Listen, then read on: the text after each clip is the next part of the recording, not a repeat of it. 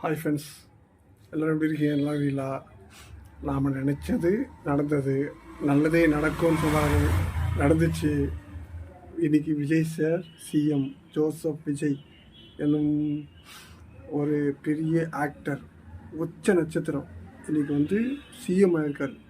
சாதாரணமான விஷயமே கிடையாது, கிடையாதுங்க பாய்ஸ். சத்தியமாக சொல்கிறேன், 70 வருஷமாக இந்த பேரூன்றி இருந்துக்குது. எல்லாம் கிளை வரைக்கும், ஊர் கிளை வார்டு எல்லா இடத்துலையும் பரவியிருக்காங்க, தமிழ்நாடு ஃபுல்லாக. ஓகேவா? தொண்டர்களே 1 கோடி பேர் இருக்காங்க அவங்களுக்கு. ஆனால் அவங்களெல்லாம் மீறி வர முடிஞ்சிச்சுன்னா அவங்களுடைய ஓட்டையே இவர் எடுத்திருக்காரு. சத்தியமாக சொல்கிறேன், திமுக கட்சியில் இருக்கிற ஓட்டே, கட்சிக்காரங்களுடைய ஓட்டையே இவர் வாங்கியிருக்காரு. அதனால தான் இவ்வளோ குரோத்து ஆக முடிஞ்சிச்சு.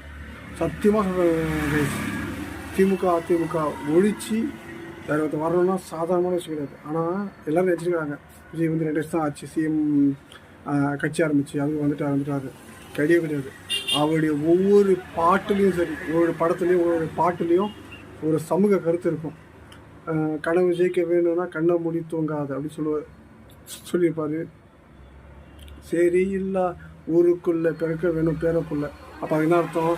சரி இல்லாத, அதாவது பிரித்து பார்க்காத ஒரு தாழ்ந்தவன்ற இது இல்லாமல் இது மாதிரி சமூக கருத்துக்களை அதிகமாக பாடியிருக்காரு. நம்மளுடைய வில்லு படத்தில் அகதியான மக்களுக்கு அமைதியான நாடு கேட்பேன்னு சொல்லிட்டு பாடியிருக்காரு. அப்போது ஈழத்தமிழர்களுடைய பிரச்சனைலாம் இளம் மயில் இருந்திருக்கு. ஆனால் அவருக்கு என்ன மயில் இருந்திருக்கு? நம்மளால் இப்போ என்ன முடியும்? அப்போ நம்மளை ஸ்டடி பண்ணிக்கணும், அப்போ தான் நம்ம ஒரு அதிகாரத்துக்கு வரணும், அப்போ தான் இந்த மக்களுக்கு நல்லது பண்ண முடியும்னு சொல்லிட்டு ஒரு கிளியரான ஒரு மைண்ட் செட்டு, ஒரு பக்காவான பிளான் இருந்திருக்கு அவர்கிட்ட. அதனால தான் வந்து ரசிகர் மன்றத்தை மக்கள் இயக்கமாக மாற்றினார். மக்கள் மூலம் நிறைய ஒரு நல்லது பண்ண வச்சார். இவ்வளோ பிளானிங்கை வந்து கிட்டத்தட்ட ஒரு 20 வருஷமாகவே அவர் நல்லா பிளான் பண்ணி பண்ணிட்டுருக்காரு. அப்பப்போ வந்து இந்த மக்களுக்கு எனக்கு இவ்வளோ பேர் புகழ் கொடுத்த மக்களுக்கு ஒரு நல்ல ஒரு நேரத்தில் கண்டிப்பாக என்னால் முடிஞ்ச ஒரு விஷயத்தை நான் பண்ணுவேன் அப்படின்னு ஆணித்தரமாக சொன்னார். அன்றைக்கி நம்பலை, ஒரு இதை இது பண்ண அப்படின்னு சொல்லிட்டு. அதாவது நன்றி உணர்வு. எதுவுமே எதிர்பார்க்காம நாம் அவருக்கு பேர் புகழ் அவ்வளோ கோடியாக பணத்தை கொடுத்துருக்கோம்.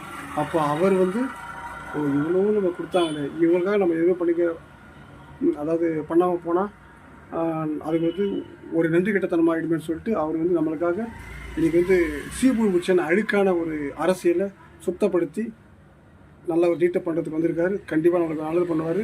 எல்லாருமே நம்ம சந்தோஷமாக சொன்ன மாதிரி வாழ்வோம், சந்தோஷமாக எல்லாம் வாழ்வோம். எனக்கு அடுத்து